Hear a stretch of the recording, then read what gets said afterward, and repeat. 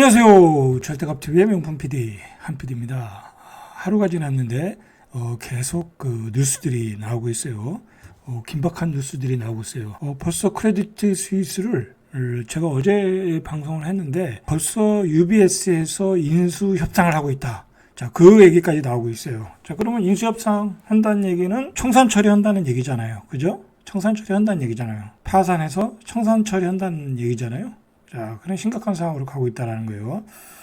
자, 우리가 여기서 좀 반드시 체크해야 될 게 뭐냐면 이게 2008년 금융위기와 똑같은 패턴으로 가느냐, 자, 똑같은 과정을 겪고 있느냐, 자, 그거예요. 자, 그래서 그렇다고 하면 우리는 대비를 해야 된다라는 얘기가 제가 이야기하고 싶은 거예요.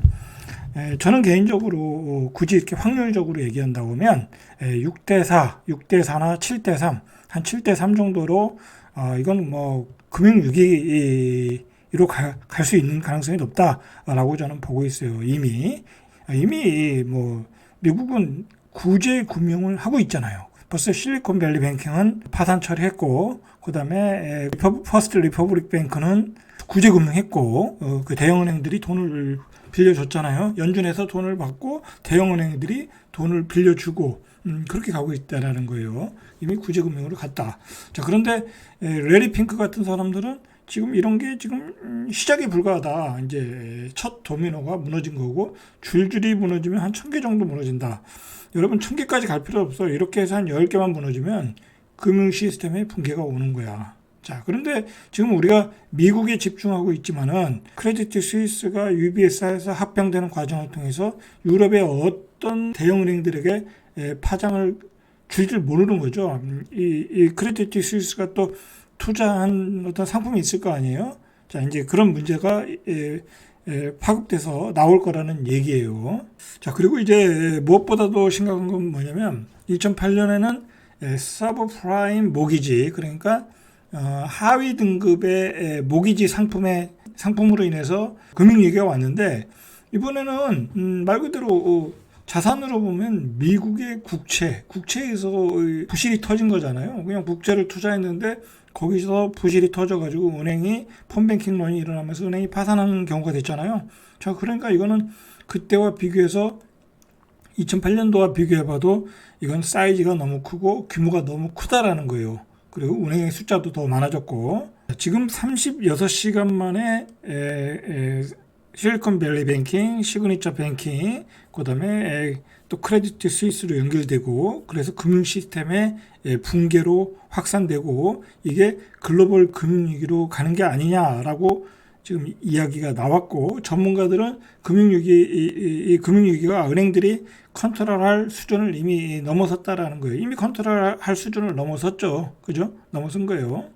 그래서 지금 정부가 개입하고 있잖아요. 그죠? 정부가 개입하고 있다라는 거예요. 정부가. 파산한 SVB, 자, 이 은행이 작은 비중, 그러니까 투자한 자산 비중이 국채가 55%였다라는 거예요. 이건 국채가 55% 투자했다라는 것은 굉장히 안정적으로 투자한 거예요. 다른 은행에 비해서. 다른 은행은 뭐 40%를 넘지 않는다고 그래요. 기본적으로. 근데 여기는 55%이기 때문에 굉장히 안정적으로 했다 이거야. 안정적으로 했는데 파산이 됐다라는 얘기예요. 자, 그만큼 시중에 너무 많은 돈이 풀렸고, 그 너무 많은 돈이 풀린 과정에서 인플레이션이 일어났고, 그 인플레이션을 잡기 위해서 금리를 올리는 과정에서 미국 국채를 가진 은행들이 손실 규모가 커졌다라는 거예요. 미실현 손실 금액이 커졌다라는 거야. 자, 미실현 손실 금액이 지금 6,200억 달러라는 거예요. 지금 추산되는 금액이 6,200억 달러. 그러니까 지금 이 은행뿐만이 아니라 많은 은행들이 이 자금 조달을 안 해주면 계속해서 돈이 들어오지 않으면 부실해질 수 있다라는 거예요. 가지고 있는 자산이 투자한 자산이 자산 가치가 떨어져 있다라니까, 금리를 올릴 때마다. 자, 그래서 무디스에서 이런 상황을 보고 미국 은행 시스템 전망을 했는데 안정적에서 부정적 전망을 했다라는 거예요. 자, 2008년도에는 부동산 서브프라임 모기지 증권이 문제였고, 2023년에는 양적완화, 그리고 미국 국채와 인플레이션이 문제라는 거예요. 그러니까 2008년도에는 이런 서브프라임 모기지 증권이 문제일 때는 양적 완화를 통해서 해결했거든요. 청산하고 그다음에 다시 유동성을 투입해서 은행들을 건전화시켰는데 이거는 다시 그 양적 완화해서 뭐 돈을 풀을 수가 없는 상황이잖아요. 그죠? 지금 인플레이션 잡아서 금리를 올려야 되는 상황이니까. 이렇기 때문에 어쨌든 우리는 굉장히 그 고통의 시간을 가져야 된다라는 거야. 금리를 올려서 계속해서 부실한 은행들은 속아낼 수밖에 없는 상황이라는 거예요. 그죠?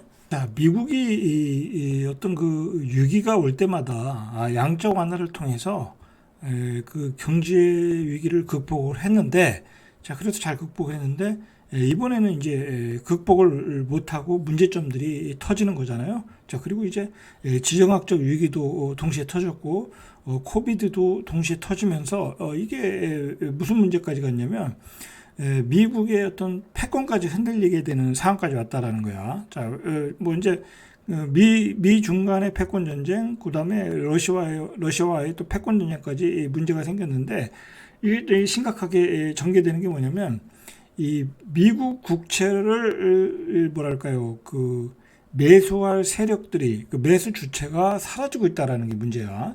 자, 이제 보통 이제 그 미국 국채를 가장 많이 매수하는 게 패드라는 거야. 근데 패드도 금리 인상 정책으로 이 국채 보유금을 줄여가고 있다라는 거야. 자, 그리고 뭐 중국은 뭐 더 이상 이제 매수할 여력이 없고, 일본 역시 더 이상 매수할 여력이 없으니까 오히려 일본은 팔고 있잖아요. 그죠?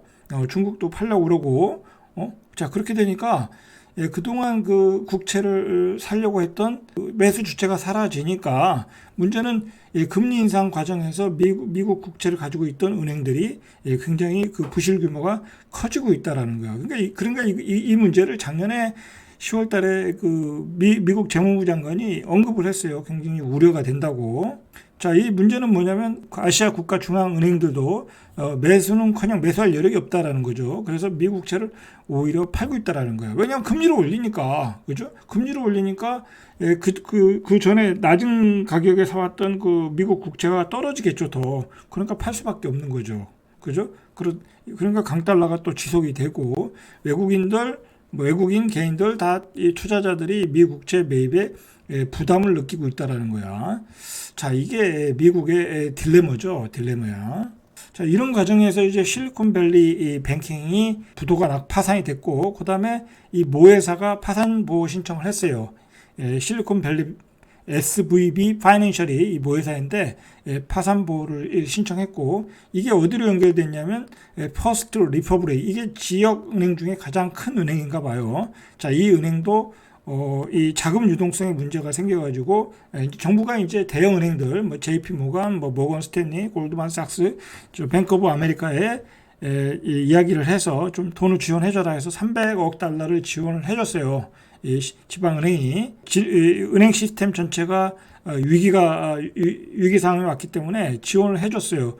그러면 이게 은행이 살아나야 되는데, 지금 문제는 어제 그 증시에서, 어제 나스닥 증시에서 이 퍼스트 리퍼블릭 뱅크가 거의 20%또 폭락을 했어요. 그러니까 이 임시 방편밖에 안 된다라는 거야. 문제는. 그러니까 고질적인 문제가 있다라는 거죠. 자, 이게 이제 어제 그 퍼스트 리퍼블릭 뱅크의 그 차트인데, 보시면 어제 32%가 빠졌어. 32%가 이렇게 빠졌어. 그냥 요즘 최근에 이렇게 폭락을 했어요.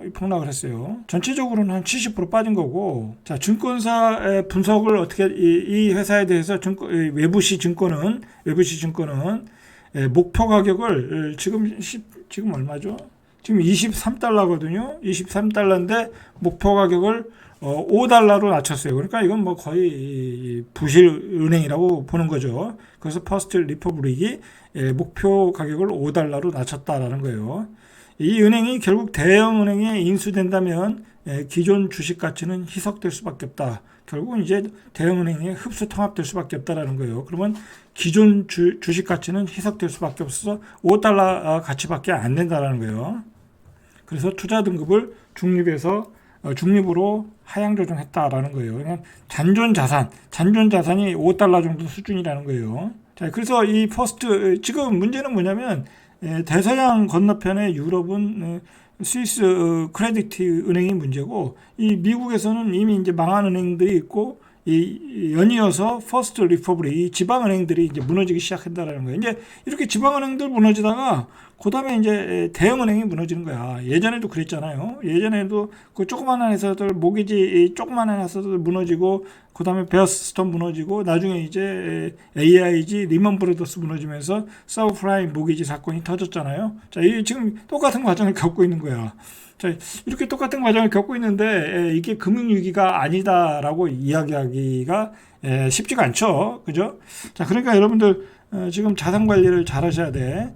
잠깐만 얘기하면 주식 가진 사람들은 다음 주에 뭐 이렇게 반등이 나올 수도 있고 폭락할 수도 있는데 한번 반등은 나오겠죠. 그죠? 뭐 이렇게 지금 뭐 이렇게 문제가 된 것들을 봉합하는 수준이니까 잠깐 한번 반등이 나올 수 있단 말이야. 자, 그때 가능한 한 이익이 난 거, 수익이 난 거, 아니면 손실이 조금 난 것들을 팔아가지고 이렇게 현금화 하시는 게 중요한 것 같아요. 지금은 이렇게 주식에 담고 있는 것보다는 가능한 한 이제 많이 자기 자산에 한 주식에 투자했다고 하면 자기 자산의 한 50% 정도 이상은 현금을 가지고 있는 게 좋죠. 왜냐하면 또 폭락을 하면 그걸 물타기를 해야 될 자금이 있어야 되니까 그렇게 하시는 게 좋고, 뭐 물려있는 거 뭐 10%, 20% 물려있는 거는 그냥 놔두셔도 되고, 그건 어쩔 수 없는 거야. 그죠? 그냥 중장기적으로 가면 되는 거고, 그렇게 하시면 되고, 이익이 나는 것들이나 아니면 조금 손해본 것들은 팔아서 현금화했다가 나중에 금융위기가 오면 그때 확 물타기 해서 평균 단가를 낮추시면 되는 거예요.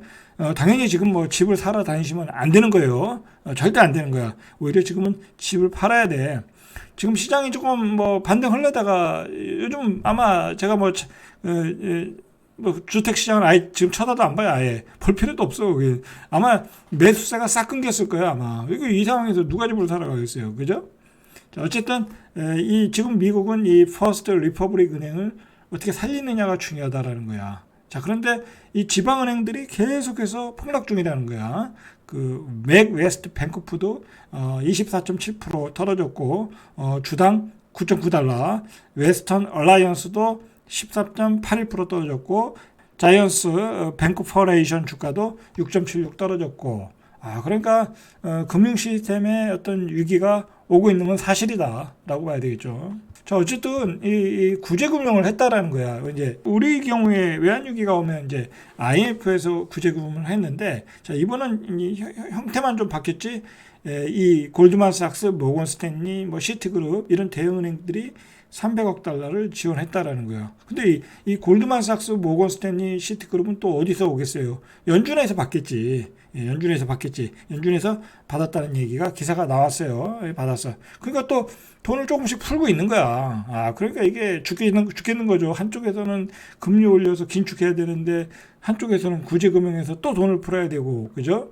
이게 완전히 시장이 망가졌다고 보셔야 되는 거예요. 시장이 완전히 망가졌다. 그러니까 또 이렇게 연준이 또 돈을 푼다고 생각하니까 이거 돈을 풀어서 또 시장을 또 뭐랄까요, 양적 완화로 간다고 또 좋아하는 사람들이 있더라고. 여러분, 여기서 양적 완화하고 금리 인하로 간다는 얘기는 그 금융위기가 왔다는 얘기야. 그 금융위기가 왔다는 얘기이기 때문에 그건 작살나는 거야. 그냥 그때는 주식도 폭락, 부동산도 폭락인 거야. 자, 이 퍼스트 리퍼블릭을 우리가 조금 알아야 돼요. 이 은행이 빌린 돈의 규모가 급격히 증가하면서 투자자들의 불안이 커지고 있는데 10일에 200억 달러, 그리고 15일에 1090억 달러, 5배 넘게 늘었다라는 거예요. 자, 콜금리가 빌리는 돈이 4.75라는 거예요. 그러니까 이걸 또 빌려주면 이게 몇 달 안에 갚아야 되는 돈이잖아요. 자, 16일부터는 단기자금 차입금을 100억 달러씩 더 늘려서 이자율은 5.09. 그러니까 이렇게 빌린 돈들을 뭐 1개월, 2개월, 3개월마다 갚아야 된다라는 거예요. 그러니까 오래 가지 못한다라는 얘기가 나오는 거야. 지금은 뱅킹런에 대비해서 많은 돈을 차입해 가지고 왔는데, 문제는 누가 이 은행에서 이 은행이 이제 정상적인 운영이 쉽지 않을 거 아니에요. 그죠? 이제 예금은 당연히 안 들어올 거고, 뭐 대출 발생도 안 될 거고, 그죠? 그러니까 이게 쉽지 않을 거란 얘기야. 3개월 후에 빌렸던 돈에 이 4.75, 5.09 이자를 붙여서 돌려줘야 되는데, 그게 쉽지 않을 거라는 게 이제 전망이에요.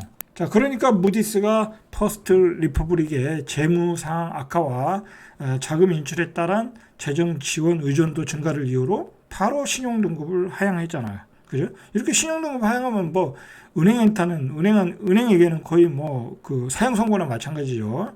자, 보시면 무디스는 리퍼블릭의 장기 채권 신용 등급을 기존의 BAA1에서 투자주의 등급인 B2 그리고 장기 예금 신용 등급은 A1에서 BAA3로 5단계 낮췄다. 거의 정크본드 수준으로 낮추고 있다라는 거예요. 그죠? 자, 이런 은행이 이게 정상적으로 운영이 되겠나 이거예요. 그죠? 쉽지 않겠죠?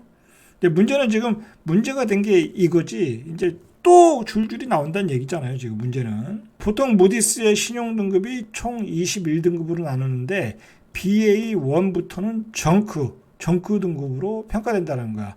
그러니까 정크 등급이 된 거예요, 지금.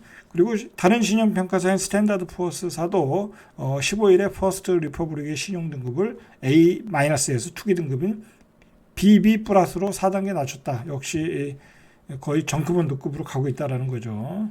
자, 이 크레디트 스위스가 문제인데 지금 이 크레디트 스위스의 신용 부도 수합, 그러니까 신용 부도의 위기를 알려주는 지표의 가격이 3000bp라는 거예요. 이건 뭐 거의 부도라는 거야, 거의 부도라는 거야. 그러니까 이거 아마 다음 주 장이 열리기 전까지는 뭔가 대책이 나오겠죠. 그죠?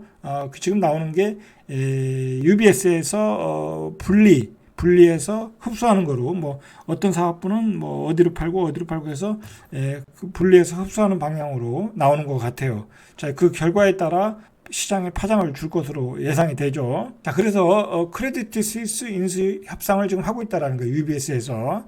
자, 소식통에 따르면 UBS가 현재 크레디트 스위스 인수를 위해 협상 중이고 이번 주말 합병 가능성을 열어놓고 회의를 열 계획이다. 빠르면 내일도 오늘도 나올 수 있는 거죠. 그러니까 방송이 오늘이니까 내일도 나올 수 있다라는 거예요.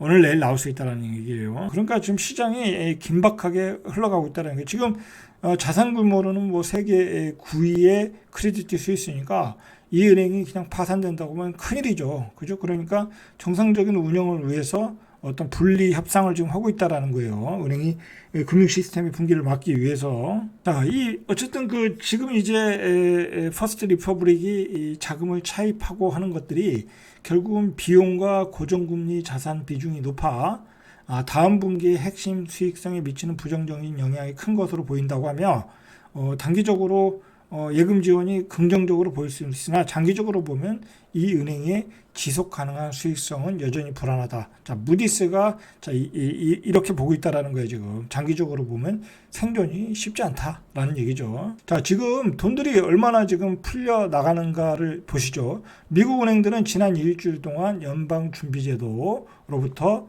1647억 달러, 215조 원을 대출했다. 지금 긴축을 하다가 갑자기 돈을 풀었다니까요. 자, 이걸 보고 이제 돈을 풀어서 양적 완화다 그렇게 이야기하는 사람들인데 그게 아니라니까. 지금 긴급 구제 금융을 풀어준 거예요. 지금 은행들한테. 여기는 IMF에서 푸는 게 아니잖아요. 그죠? 자, 이 규모가 어느 정도로 크냐면 역대 최대였던 2008년 글로벌 금융위기 당시 대출액이 1110억이야. 그때보다 1.5배 더 풀었다라는 거야. 어마어마한 돈이 이번 주에 돈이 풀렸다. 이거 큰일 난 거예요, 사실. 사실상 금융위기야. 그죠? 사실상 금융위기야. 자, 미국 은행 시스템이 취약한 상태라는 점을 보여주고 있다라는 거예요. 보여주고 있다.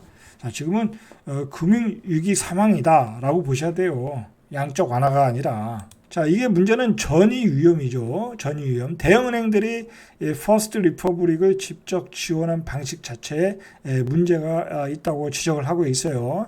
자, 빌 에크만 퍼싱스퀘어 회장은 이번 개입이 전이 위험을 확산했다라는 거. 그러니까 대형은행이 지방은행을 지원할 사항이 아니라는 거야. 그죠? 그 대형은행도 문제가 될 수 있는데 이게 자꾸 전이가 되고 있다는 거. 근본적인 문제가 해결이 아니라는 얘기죠. 그래서 퍼스트 리퍼블릭의 디폴트 위험이 대형은행으로 확산될 수 있다라는 얘기를 빌 에크만이 얘기하고 있어요. 그래서 지난 2008년 글로벌 금융위기 당시처럼 시스템이 무너질 위기가 가까워지고 있다라는 얘기예요. 빌 에크먼이 경고를 하고 있어요. 자, 세계 최대 자산